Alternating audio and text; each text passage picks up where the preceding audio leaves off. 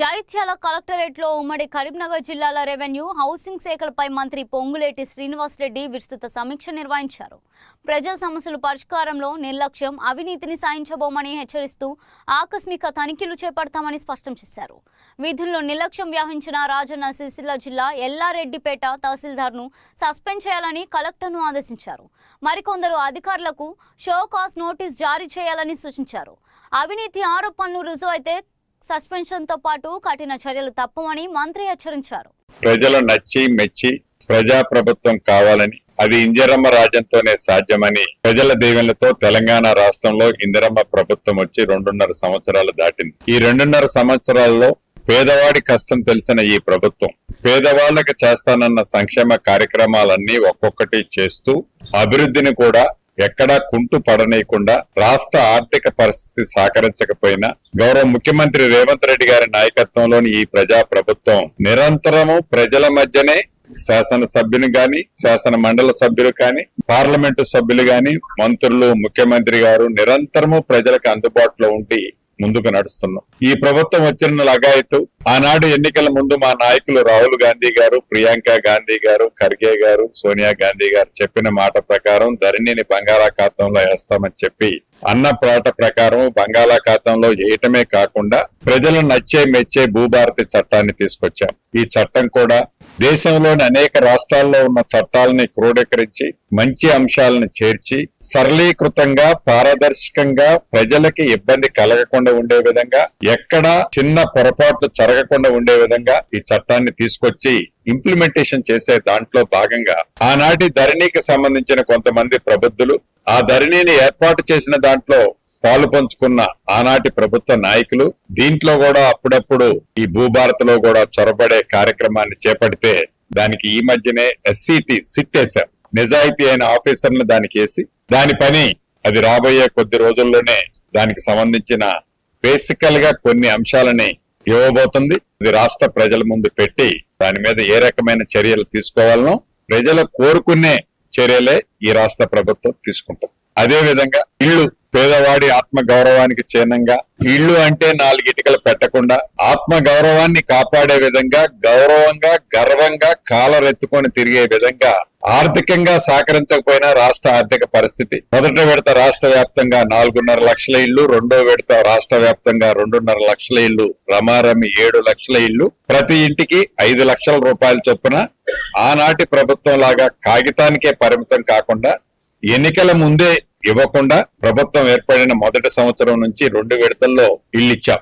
7 లక్షల రూపాయలు రూరల్లో, కోర్ హైదరాబాద్ ప్రాంతంలో 7 లక్షలు ఇళ్లు రూరల్ ప్రాంతంలో, కోర్ అర్బన్ హైదరాబాద్ లో 1 లక్ష ఇళ్లు, 8 లక్షల ఇళ్లు ఇప్పటి వరకు 2 విడతల్లో శాంక్షన్ చేశాం. హైదరాబాద్ పట్టణంలోనైతే 5 లక్షల రూపాయలతో పాటు 60 లక్షల నుంచి 1 కోటి పైగా చేసే అన్డివైడెడ్ షేర్ ల్యాండ్ ని కూడా ప్రైమ్ ఏరియాల్లో ధనికులమని చెప్పుకునే బంజారా హిల్స్, జూబ్లీ హిల్స్ లాంటి ప్రాంతంలో, పల్కనామా ప్యాలెస్ లాంటి ప్రాంతాన్ని ఆనుకొని ఉన్న ప్రాంతంలో కూడా పేదవాడు గౌరవంగా బ్రతికే విధంగా ఇల్లు కట్టించే కార్యక్రమాన్ని ఆల్రెడీ మొన్ననే గౌరవ ముఖ్యమంత్రి రేవంత్ రెడ్డి గారి చేతుల మీదుగా శంకుస్థాపన చేసుకుని వడివడిగా 1 లక్ష ఇళ్లు పూర్తి చేసే విధంగా పయనిస్తున్నాం. దీంతో పాటు ఇందాక నేను చెప్పినట్లు భూ సమస్యల పరిష్కారం కావాలంటే సర్వే చేయాలని, ఈ సర్వే అనేది ప్రధాన అంశంగా ఏజెండాగా పెట్టుకుని రాష్ట్ర వ్యాప్తంగా మొదట విడత ప్రతి జిల్లాలో 70 రెవెన్యూ గ్రామాలు ఐడెంటిఫై చేసి ఫస్ట్ ఫేజ్ లో ఈ 70 గ్రామాలకు సంబంధించిన సర్వేలకు సంబంధించిన అంశాన్ని కూడా ఈ రోజు కరీంనగర్ మొదటి జిల్లా రివ్యూ చేసుకోవడం జరిగింది. స్థానిక శాసనసభ్యులు, ప్రతిపక్షంలో ఉన్న శాసనసభ్యులు, శాసన మండలి సభ్యులు కూడా ఈ కార్యక్రమంలో పాల్పంచుకున్నారు. ఒక సర్వేకి సంబంధించిన అంశాలే కాకుండా హౌసింగ్ సెక్టార్ కి సంబంధించిన అంశాలు, ఇతరత్ర ప్రతి అంశం మీద క్షుణ్ణంగా సుదీర్ఘంగా 4.5 గంటలు ఎంఆర్ఓ స్థాయి అధికారి నుంచి, మండల రెవెన్యూ ఆఫీసర్ అధికారి దగ్గర నుంచి, మండల సర్వేరు దగ్గర నుంచి మొదలెట్టి రాష్ట్ర స్థాయి principal secretary revenue, stamps and registration, survey and settlement IG, housing MD, అదే రకంగా మా సహచార మంత్రివర్యులు, మా విప్ గారు, మా శాసనసభ్యులు, అపోజిషన్ శాసనసభ్యులు అందరం కూర్చొని 4.5 గంటల పైచిలుకు ఈ బేస్ లెవెల్ ఆఫీసర్తో సుదీర్ఘంగా చర్చించిన తర్వాత కొన్ని లొసుకులు స్పష్టంగా కనిపించడం జరిగింది. ఇది ఫస్ట్ మీటింగ్ కావటం వలన ఒకళ్ళిద్దరి మీద ఒక ఎంఆర్ఓ ఐ థింక్ సస్పెండ్ చేసినట్లున్నా, ఒక ఎంఆర్ఓకి ఎక్స్ప్లెనేషన్ కాల్ఫర్ చేస్తూ 1-2 ఇంక్రిమెంట్లు కట్ చేశాం. ఇంకా అధికారుల మీద కూడా ఛార్జ్ మెమోలు ఇష్యూ చేయండి అని కొంతమందికి ఆదేశాలు ఇచ్చారు. ఇవన్నీ ఏదో బేస్లెస్ గా కాదు, ప్రత్యక్షంగా వారితో మాట్లాడి వారు చెప్పింది విని వారు చూపించింది చూసిన తర్వాతనే అధికారులు ఎవరి మీద ఈ ప్రభుత్వానికి కోపమో ద్వేషమో లేదు, సామాన్య ప్రజలను ఇబ్బంది పెట్టొద్దని, సామాన్య ప్రజల పక్షాన ఈ ప్రభుత్వం ఉన్నది కాబట్టి వారికి మంచి జరిగే విధంగా పని చేయాలని ఆలోచన తప్ప బాధ్యత రహితంగా ఉన్న అధికారుల మీద ఈ ప్రభుత్వం చర్యలు చేపట్టుద్దే తప్పితే మంచిగా పనిచేసే అధికారిని ఈ ప్రభుత్వం నెత్తిన పెట్టి, ఇది ఫ్రెండ్లీ ప్రభుత్వం, ఇది ఎవరినో కక్షపూరితంగానో ఇతరత్రనో చేపట్టే ప్రభుత్వం కాదు అని, ఫ్రెండ్లీ ప్రభుత్వం అని సామాన్య ప్రజల్ని ఇబ్బంది పెడుతుంటే ప్రభుత్వం చూస్తూ కూర్చోదు. అదే విధంగా ఇది ఈ రోజు ఒక్క రోజు ఏదో కరీంనగర్ వచ్చేది, జగిత్యాలు వచ్చేసి కరీంనగర్ ఉమ్మడి జిల్లా రివ్యూ మీటింగ్ పెట్టుకోవటమే కాదు, భవిష్యత్తులో మా సహచార మంత్రులు కానీ, మా సహచార విప్పులు కానీ, మా సహచార శాసనసభ్యులు కూడా ఇన్ డెప్త్ గా సర్వే విషయంలో కానీ, హౌసింగ్ సెక్టార్ లో కానీ, ఈ స్టాంప్స్ అండ్ రిజిస్ట్రేషన్ వ్యవస్థలో కానీ, ఇతరత్ర ఈ రోజు ఏ రకంగా అయితే రివ్యూ జరిగిందో భవిష్యత్తులో ప్రతి నియోజకవర్గంలో ఇదే రకంగా రివ్యూ జరిగేటట్లు కలెక్టర్లకి మా సభ్యుల్ని రిక్వెస్ట్ చేశాం, కలెక్టర్లకు ఆదేశాలు ఇచ్చాం. ఆ దిశలో భవిష్యత్తులో వడివడిగా మేము టార్గెట్ ఒక 1.5 year లో రాష్ట్ర వ్యాప్తంగా ప్రతి అంగుళాన్ని సర్వే చేసి, ఈ సర్వే చేసిన దాన్ని వివాద రహితమైన భూమి టైటిల్ తో సహా ప్రతి మనిషికి ఆధార్ ఎలా ఉంటుందో భూభారతి చట్టంలో చెప్పినట్టు భూధార్ ఇస్తామని, దాన్ని కోఆర్డినేట్స్ తో కూడిన మ్యాప్ ఇస్తామని చెప్పిన ప్రకారం చేసే దిశగా చిత్తశుద్ధితో ఈనాడు ఈ సభలో మెయిన్ కాన్సన్ట్రేషన్ దాని మీద చేయటం జరిగింది. కొంతమంది నాయకులు ఒంటి నిండా విషయం నింపుకొని ఈ 22A అనే అంశమనో ఇతరత్రో ఏవైతే అవాకులు చవాకులు పేరే అంశాన్ని కూడా చర్చ వచ్చింది. దానికి సంబంధించిందో కూడా చాలా క్లారిటీగా చెప్పాం. ఏవైతే గౌరవ కలెక్టర్లు పని రెస్ట్లోనా ఇతరత్ర కొన్ని పొరపాటు చేశారో యుద్ధ ప్రాతిపదిక మీద వాటిని ఆల్మోస్ట్ మోర్ దాన్ 90-95% హైదరాబాద్ కోరు ప్రాంతంలో నేను 4-5 రోజుల క్రితం ఏదైతే సమస్య చెప్పానో ఇప్పటికే అవి 90-95% ఇష్యూస్ రిజాల్వ్ చేశాం. అదే రకంగా రూరల్ ప్రాంతంలో కూడా మా శాసన సభ్యులు ఒకళ్ళిద్దరు, అర్బన్ ప్రాంతంలో కూడా 1-2 చోట్ల ప్రాబ్లం ఉందంటే అది కూడా కలెక్టర్లకు ఆదేశాలు ఆ రోజు ఇచ్చాను. వాటిని కొన్ని రెక్టిఫై చేశామన్నారు. ఇంకా అరాకొరా ఉంటే వాటిని కూడా క్లారిఫై చేయమని ఆదేశాలు ఇవ్వటం జరిగింది. ఓవరాల్ గా ఈ రాష్ట్ర ప్రభుత్వం ఏవైతే హౌసింగ్ సెక్టార్ కి సంబంధించింది కానీ, సర్వే అండ్ సెటిల్మెంట్, అదే రకంగా స్టాంప్స్ అండ్ రిజిస్ట్రేషన్ అంశాలు కానీ, ఇక రెవెన్యూకి సంబంధించిన అంశాల మీద చాలా సుదీర్ఘంగా గౌరవ సభ్యులు ఇచ్చిన శాసనసభ్యులు, మంత్రి గారు, సహచార మంత్రి గారు, విప్ గారు ఇచ్చిన సూచనలు అన్ని పరిగణనలోకి తీసుకొని అధికారులకి కింద స్థాయి అధికారి నుంచి ఉన్నత స్థాయి అధికారి వరకు కూడా డైరెక్షన్స్ ఇస్తూ వారికి ఉన్న కొన్ని డౌట్స్ ను కూడా అక్రాస్ ది టేబుల్ వాళ్ళకి ఇన్స్ట్రక్షన్స్ అన్ని ఇచ్చి ముందుకు పోవటానికి, వడివడిగా నడవటానికి వాళ్ళకి కావాల్సిన అన్ని ఫెసిలిటీస్ ని కూడా సమకూర్చడం జరిగింది.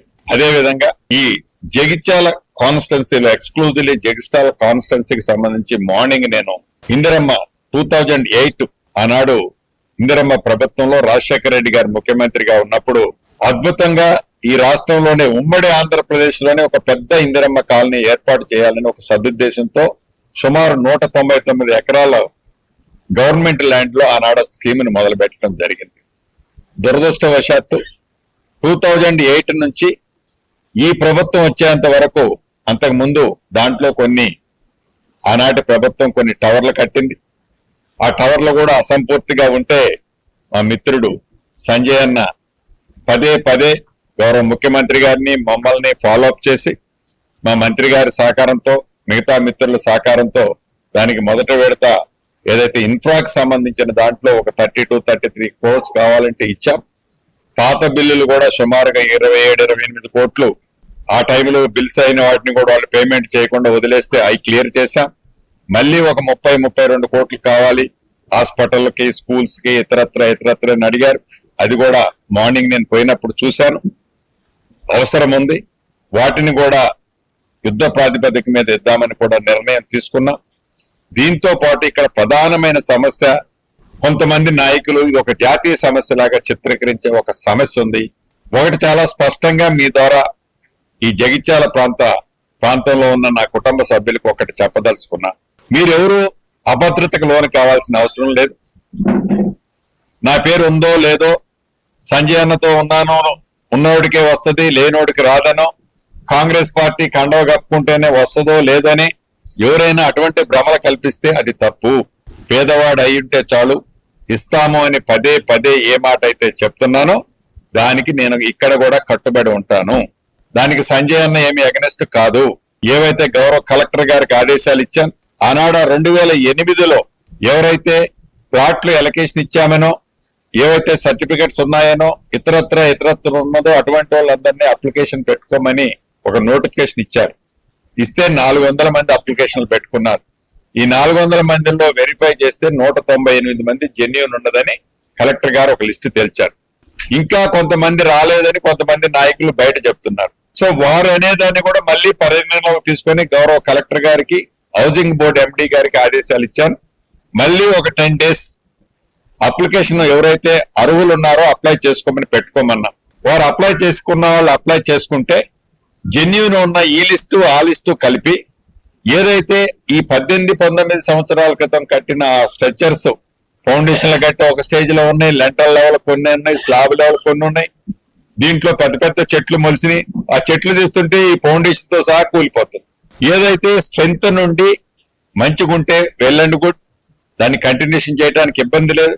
అలా కాకుండా వారికి ఇళ్ల స్థలం ఇయటమే కాకుండా వారికి అక్కడ ఇల్లు ఇచ్చే కార్యక్రమం కూడా ఎలా చేయాలన్నది కలెక్టర్ గారిని, హౌసింగ్ ఎండి గారికి చెప్పాను.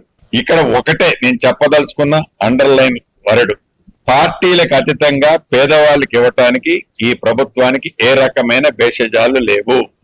ఎవరు ధర్నాలు, నిరాహార దీక్షలు, ఇంకొకటి చేయాల్సిన అవసరం లేదు. 100% అర్హులైన పేదవాళ్ళకి ఈ ప్రభుత్వం ఇస్తది. దానికి ఎవరు దయాదాక్షిణ్యాలో, ఎవరు సర్టిఫికేషన్సో, ఎవరు పోరాటం చేయడం వల్ల వాళ్ళకి ఇచ్చారని ఎవరు కూడా సర్టిఫై చేసుకొని దాన్ని ఓన్ చేసుకోవాల్సిన అవసరం లేకుండానే అర్హులైన వాళ్ళకి ఇస్తాము. దానికి ఈ మంత్రి గారు ఇక్కడ లోకల్లో ఉండి టైం టు టైం దాన్ని ఫాలో అప్ చేసుకుంటారని మరొక్కసారి ఈ జగిత్యాల నియోజకవర్గంలోని ఈ ప్రాంతంలో ఉండే నా కుటుంబ సభ్యులకి మీ ద్వారా మరొకసారి తెలియజేసుకుంటూ, మార్చి 30వ తారీఖు వరకు సుమారుగా 300 కోట్ల దాకా పేమెంట్ ఉంది. రేపు సోమవారం నాడు రిలీజ్ చేస్తున్నాం. కేంద్ర ప్రభుత్వం నుంచి రూరల్ ప్రాంతానికి ప్రతి ఇంటికి యాజ్ పర్ అప్రూవల్ ప్రకారం 72,000 రూపాయలు వాళ్ళు మనకు శాంక్షన్ ఇవ్వాల్సింది ఉంది. ఇదిగో ఇస్తాం అదిగో ఇస్తామని డ్రాగాన్ చేస్తున్నారు. ఇస్తే సంతోషం. ఇక దాన్ని డ్రాగాన్ రాష్ట్ర ప్రభుత్వం చేయకుండా మార్చి 31 వరకు ఏవైతే కంప్లీట్ అయినాయో 300 కోట్లు మండే నాడు రిలీజ్ చేస్తున్నాం. మిగిలిన సోదరులందరికి కూడా ఏదైతే ఉందో విత్ ఇన్ 1 month లోపు అవి కూడా ₹1 అన్న 5 లక్షల రూపాయల్లో ₹1 కూడా ఎవరు అడిగితే కాదు, ఈ ప్రభుత్వం ఇస్తదనేది రాష్ట్ర వ్యాప్తంగా ఉన్న నా ఇందిరమ్మ కుటుంబ సభ్యులకి తెలియజేస్తున్నాం.